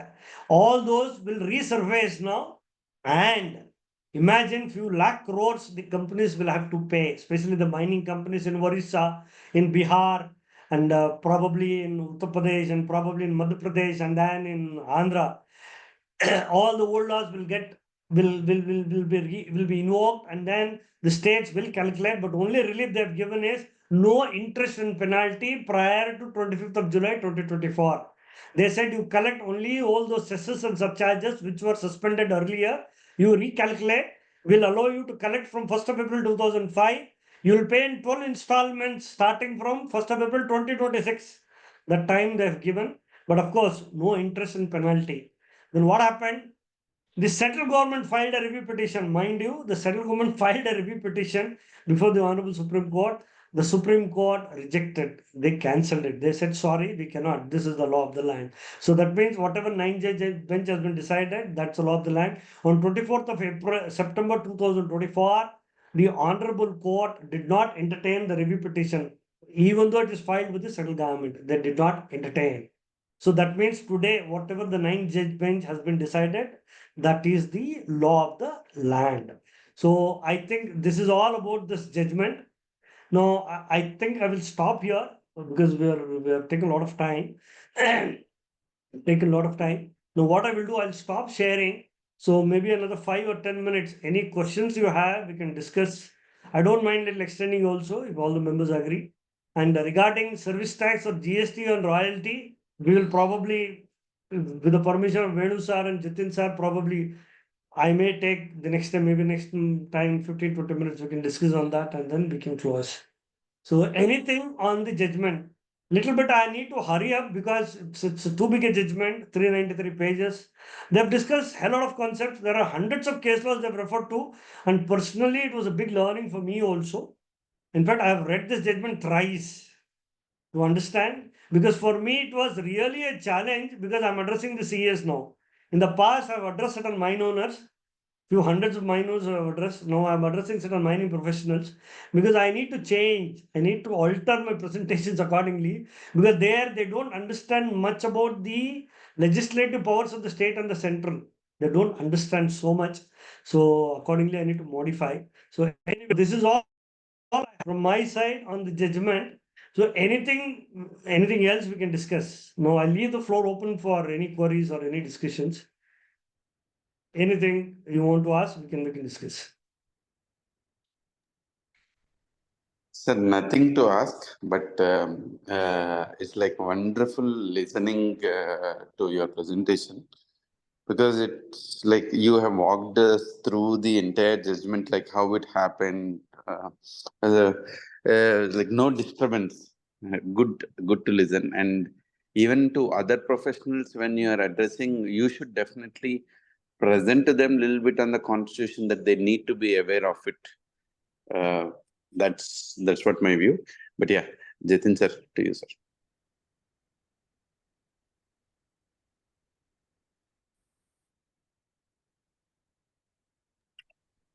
And any questions from any of the members?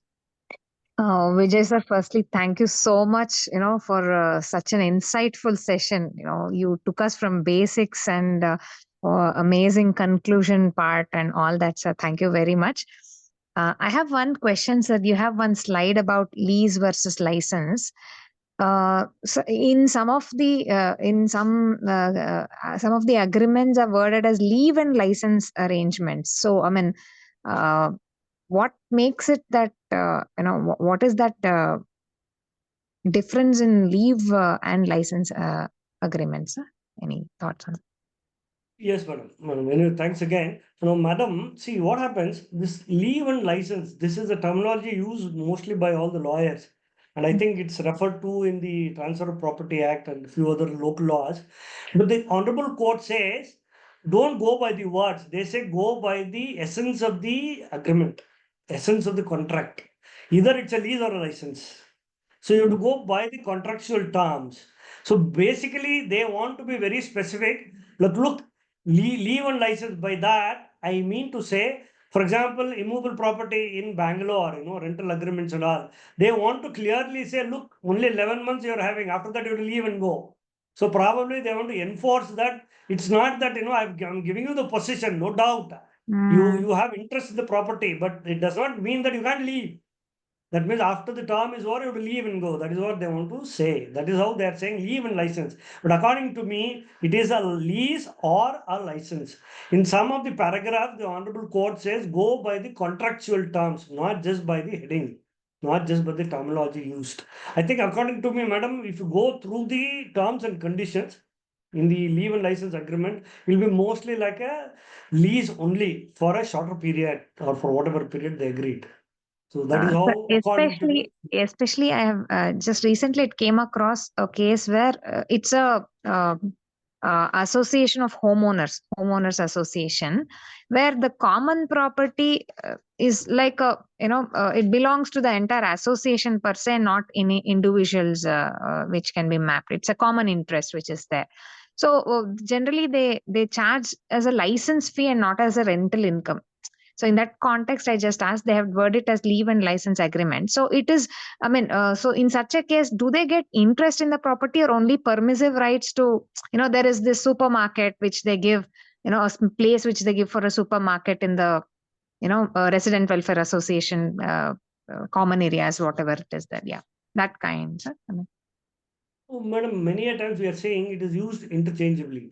Sometimes it is actually lease, but they call it as a license. Some we have seen the other way around also. Both are possible. Some cases license fee because they can't call it as a lease fee because they'll be collecting rent separately. So that's the reason to give a new terminology. They call it as a license fee. Again, it's a levy only. It's a levy only according to me. They may call it as a license fee, but again, contractual terms, madam. Now, there we have to see for a portion of area, maybe 200 square feet or 300 square feet, whatever the area that is assigned. So definitely they have to give possession, right? If they have to collect a rent. So already they must be collecting rent. They want to come up with another impost, another levy. So they may be calling it as a license fee. But the concept, the fundamental difference is lease and license. So we have to see whether the possession is given to whom. If there is a possession, it will be a lease, whatever terminology you may call it. If it is not a possession, or a limited rights then it has to be a license. Yeah. So in lease, the rights given to the lessee will be to the exclusion of the lessor. So Yes, you're right. yeah, You're right. yeah. So You're that right. way, it is more. I mean, the lessor gets a better rights in lease Let's see. compared to license. Yeah, the lessee Yeah. gets a better rights, and like you said, the interest in the property itself compared to license. So probably in a restrictive sense, if they want to restrict the rights, they use the license arrangement. If they want to give the interest in the property, then they go with the lease, right? So, Yes, madam, you're right. Now, why they discussed? Because in the MMDR Act, they have defined, a term called concession. Now, what is this concession? It includes mining lease, it includes a prospecting license, it includes exploration license, it includes reconnaissance permit. All this and mix of both, mix of any of these, No, these are all the permissions given by the state government under the MMDR Act. Now, what is the difference between a mining lease and a license and a prospecting license? They had to bring in the difference. So that's the reason they looked into concept of lease and license. Now, in the MMDR Act, prospecting license, there you have to enter a land to only prospect. There you can't do excavation and carry away the mineral. You cannot do that. You have a restriction. That's why it is called as a license. Whereas in case of a lease, you have right to enter the land, you have right to excavate, you have right to sell, you can do whatever you want to. But whereas in a PL, that right you don't get. You got right to enter because until unless you have a license, your entry will be unlawful. correct. You, Entry to you, entry to the yes, immovable property per se. Yeah. will be unlawful. In Yeah. fact, they have referred to the Indian Easements Act 1880, whatever. They have referred to Indian Easements Act to come up with the definition of license because that is where they have defined license. Whereas for lease, they have referred to General Clauses Act, Registration Act, Transfer of Property Act, and all. So, of course, even in the MMDR Act, they have defined a mining lease, but it is not so thoroughly worded properly. That's the reason they have looked at the General Clauses Act. So this is the primary difference. Now, different agreement, they use it in different manner. They may call it as a lease or license or vice versa, madam. This is all interchangeably used. Thank you very much, sir. Thank you so much. Venu sir, I think Jatin sir has left because he was telling me 9:45 he has got another session. So I think he has left. So anybody else, we can take it up because I had to little bit rush towards the end because I had to complete at least the judgment. Otherwise, I didn't want to spill over to the third session. So Sir has that's how it is. complimented you, sir, in the chats. Yeah.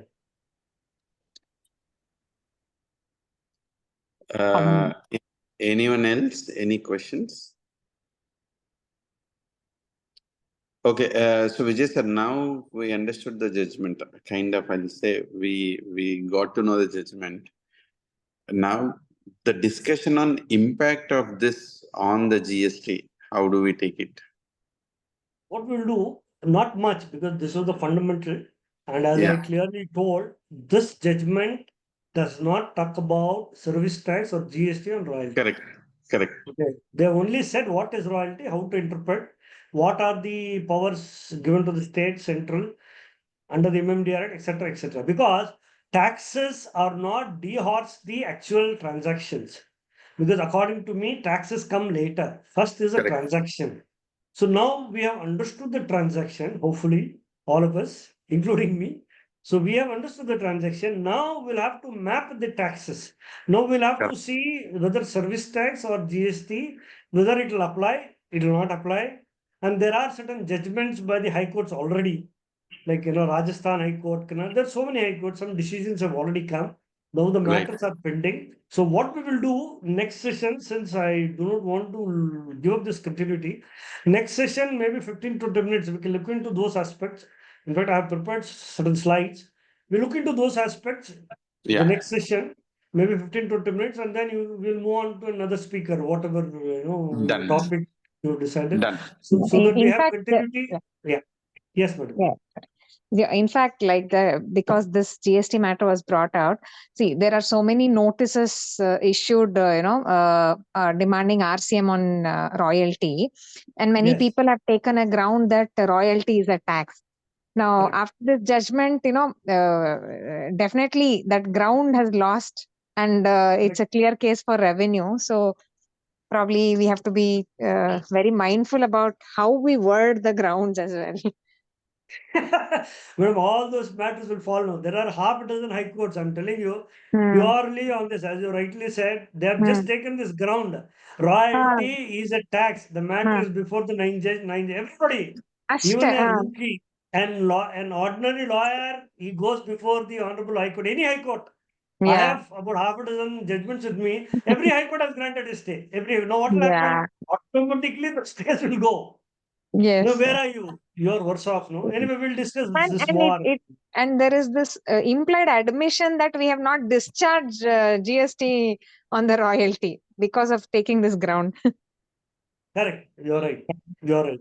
Whoever has gone to the court, then it's a very clear case that you will not discharge the royalty. If you have discharged, why will you go? You will not go. So, yes, that is there. Only thing is, No, because limitation. we had a similar case, and based on the discussion with Jatin sir, the ground which Jatin sir insisted was, see, now if you have enough payment which you have done through your cash ledger, so you make out your stance that it has been already discharged. Let the revenue prove that it is not discharged. Why do you want to take a ground that royalty is a tax? So, something on those lines we had a discussion. Maybe we can preserve this discussion or head it in the next session, probably. Sir will be there, yeah. Madam, that you can do. That you can do up to the show cause notice or order stage, but not in the High Court. In the High Court, you have to come up openly because High Courts it's a constitutional court, and you are doing it under Article 226. You Clean have to hands. go with clean hands. Yes, you can't. Those tricks is a little difficult. Yes, up to the adjudicate, let him decide because boss, it's your lookout. No, you explore. Burden of proof, yeah. Yeah, burden of proof. So you get it there. All right, madam, we'll discuss this Yes, more sir. maybe Sure, next sir. session. Yes, We'll sir. definitely discuss on this. Yeah. Yes. Yes, sir. So we will move on to the next session. So we'll do the GST related conclusion. In the meantime, anyone have any points, you can directly reach out to Vijay sir. Vijay sir, please share the presentation. Let me upload and share the link to everyone. Yes, sir. Yes, sir. I'll do it. I'll do it. Thank you and good day. Yeah. Thank you. Thank you, everybody.